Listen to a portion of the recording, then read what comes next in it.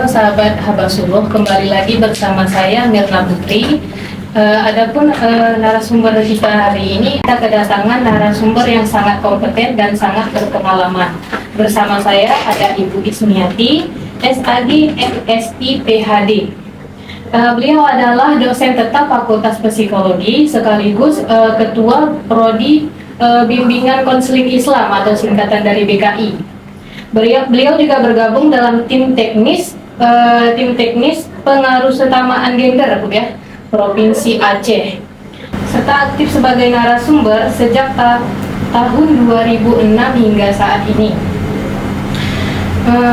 Hari ini kita akan bahas topik yang sangat dekat dengan kehidupan kita sehari-hari, yaitu berani jadi diri sendiri, menguasai seni asertivitas di era ekspektasi.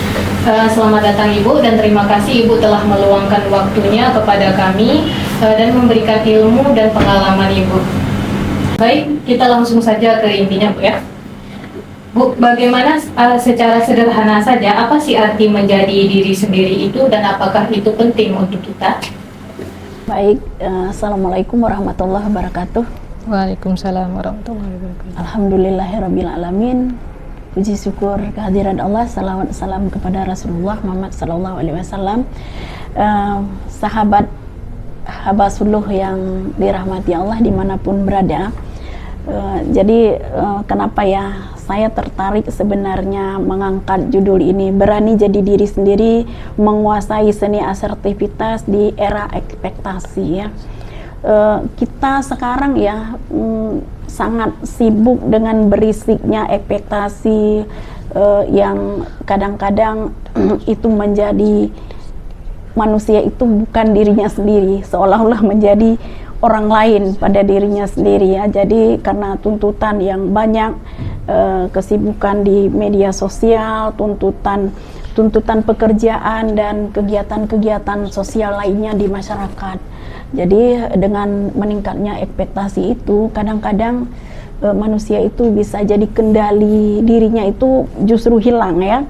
Jadi banyak orang merasa kehilangan diri karena terlalu sibuk menjadi apa yang diinginkan oleh orang lain, tapi dia lupa bahwa dia adalah sosok manusia yang punya keterbatasan.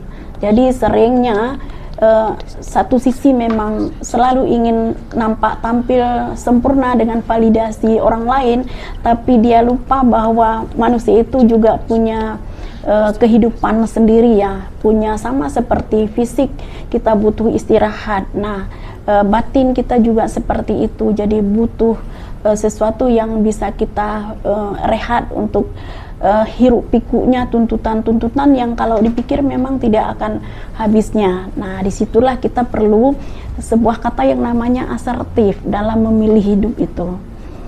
Oh, begitu ya Bu? Ya. Terus kenapa ya Bu, banyak orang merasa takut atau merasa tidak percaya diri begitu? Itu menurut Ibu apa ya kendala utamanya? Ya karena sering sekali sebenarnya self-esteem ya, kalau bicara dari sudut pandang psikologi, orang-orang yang punya konsep dirinya rendah itu sangat khawatir kehilangan kepercayaan dari orang lain. Artinya ketika kita tidak percaya diri bahwa meskipun kita tidak selalu harus butuh validasi dari orang lain, tapi kualitas diri kita itu ada, kita mestinya tidak perlu khawatir, kita tidak perlu takut. Kita menyampaikan jujur bahwa ketika kita punya keterbatasan, bisa keterbatasan waktu, keterbatasan tenaga, keterbatasan kualitas diri misalnya ya, kompetensi yang kita itu bukan ranah kita misalnya, tapi lalu kita memaksakan diri hanya untuk menjadi tidak enak di mata orang lain. Karena terus terang memang sebenarnya otak kita ini kan sudah dilengkapi semacam kebutuhan ya terhadap dunia sosial ya. Jadi konformitas misalnya, kemudian adanya dukungan sosial, itu sesuatu kebutuhan yang memang sangat dibutuhkan oleh manusia.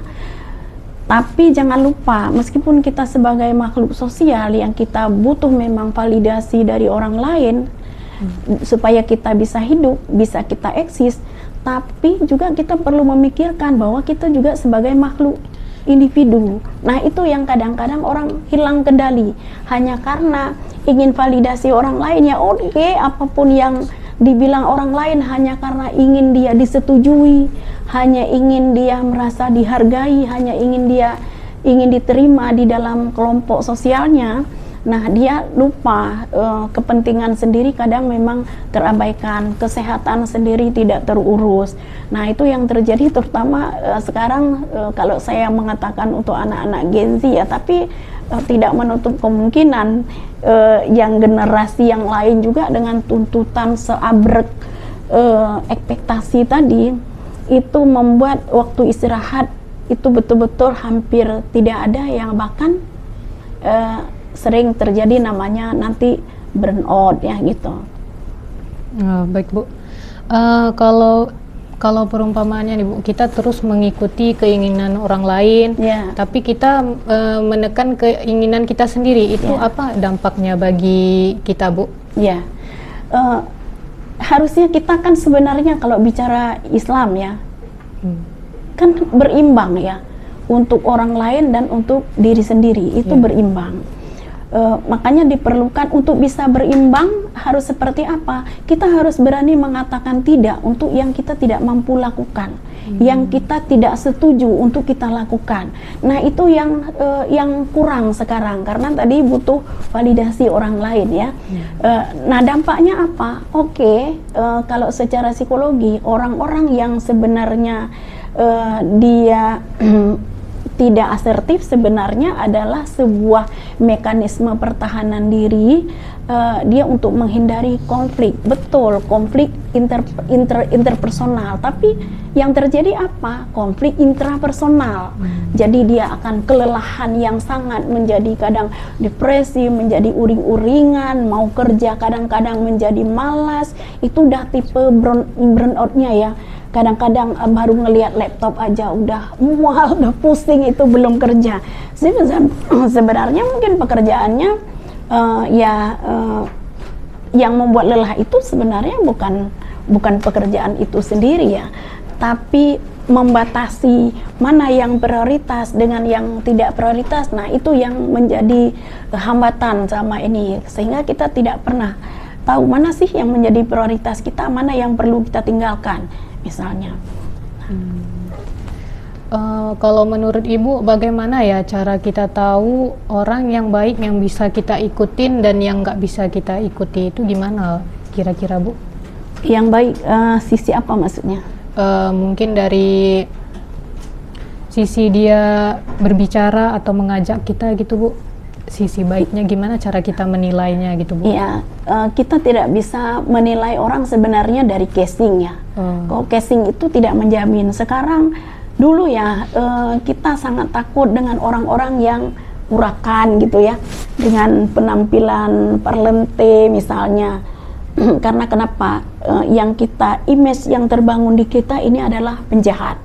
Nah, tapi sekarang ternyata penjahat itu banyak orang-orang penjahat itu justru berperilaku berdasi, kadang kemudian berpenampilan rapi. Tapi yang justru yang baik-baik pun sekarang tidak menjamin dia itu sebenarnya baik.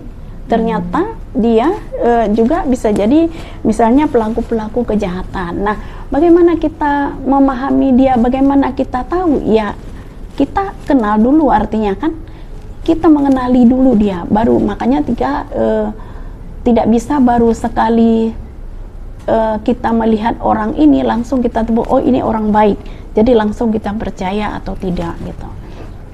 Kalau kita ingin melatih diri kita nih Bu, menjadi sikap yang lebih tegas dan lebih sopan, gimana sih Bu cara-cara gampang kita untuk sehari-harinya itu? Ya, jadi yang harus kita pahami, kita harus bedakan dulu ya.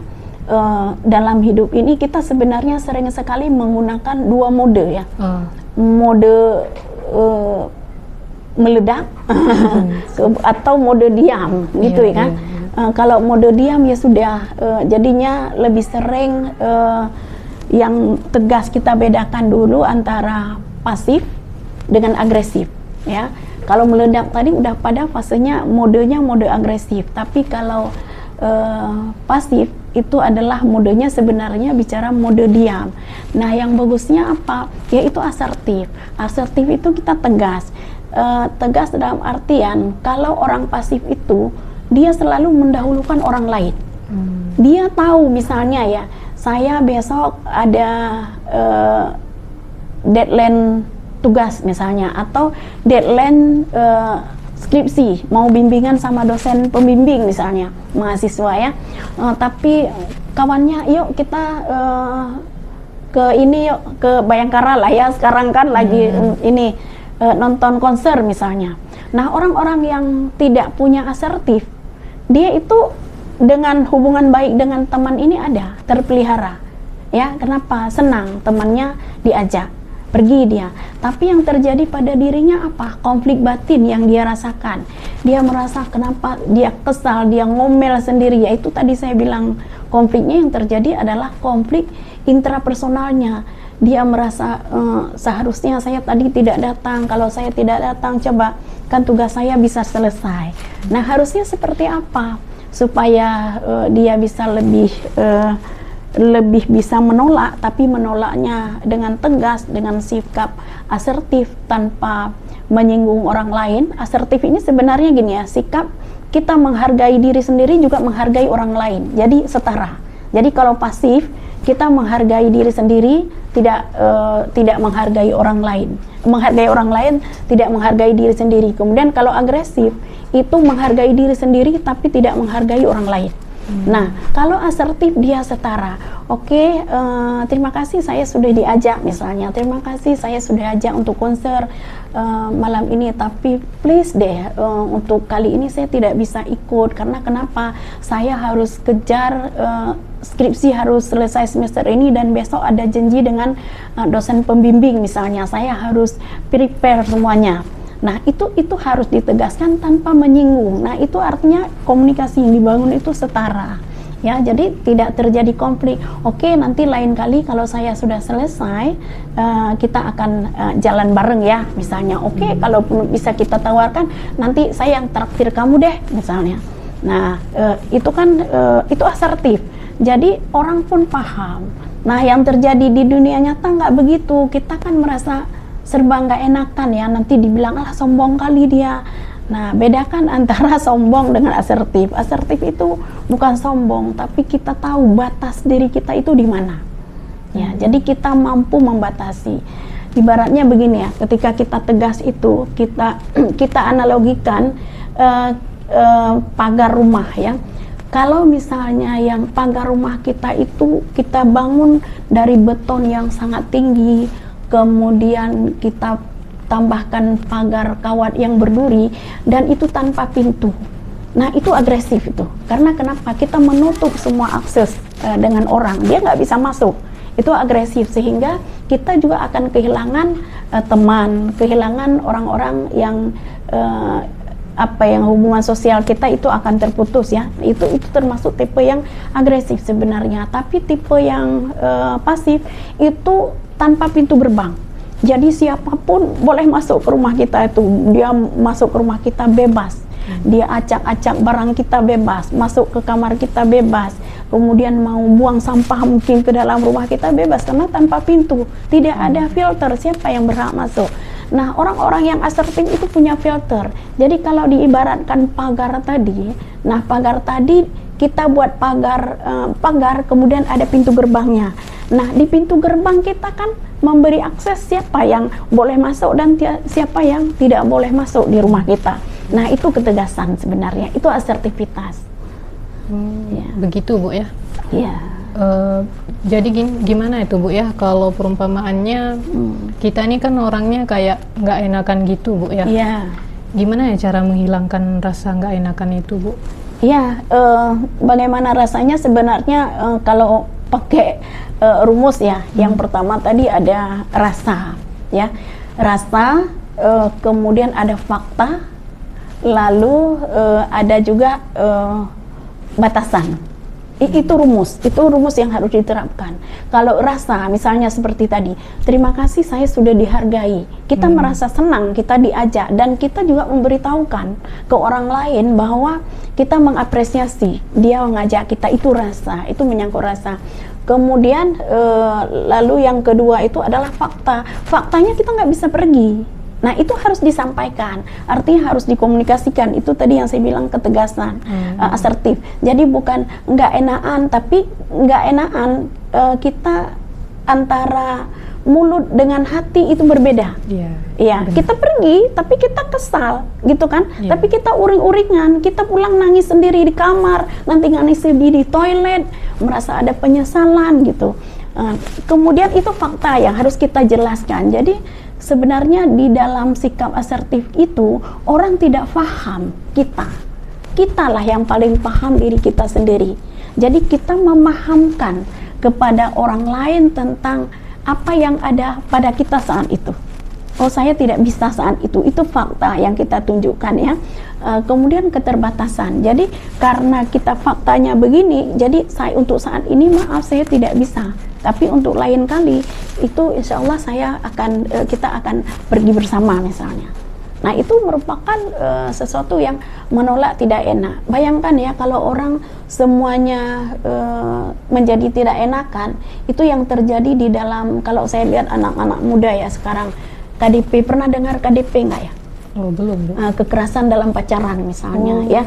Jadi sering sekali yang menjadi kekerasan dalam pacaran kadang-kadang ancaman. Kekerasan di ancaman itu masuk bagian dari kekerasan ya.